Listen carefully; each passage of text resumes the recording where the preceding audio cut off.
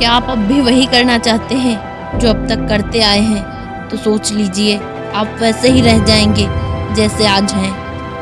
इसलिए समय बचाने की कोशिश कीजिए।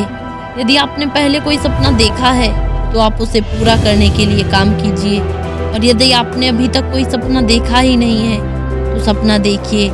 दोस्त, हम भटकते तब हैं जब हम अपनी खुशी ढूंढते हैं, और संभलते तब हैं जब हम अपने माता पिता को देखकर अपने ऊपर सारी जिम्मेदारी लेते हैं। देखिए, जैसे 10 महीने निकल गए हैं, उससे भी जल्दी ये 2 महीने निकल जाएंगे। यदि आप सच में कुछ करना चाहते हैं तो आपको मेहनत करनी पड़ेगी।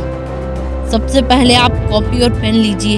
एक तरफ आप वो लिखिए जो आप इन 2 महीनों में पाना चाहते हैं, और वो 2 महीने में पूरा भी हो सकता है।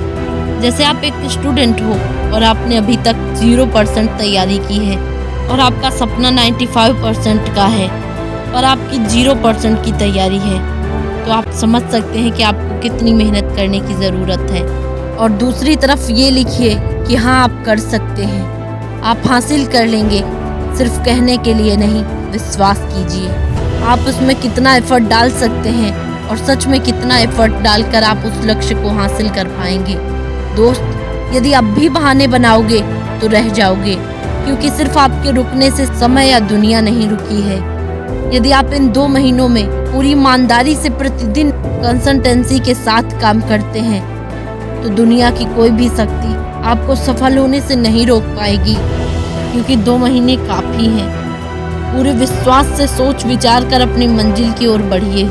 दोस्त, यदि ये 2 महीने भी निकल गए ना तो आप पछताते रह जाएंगे। ये लाइन याद रखिए कि बेशक समय कम है और रास्ता है भारी, लेकिन मंजिल को पाने के लिए मैं अभी से करूँगा पूरी तैयारी।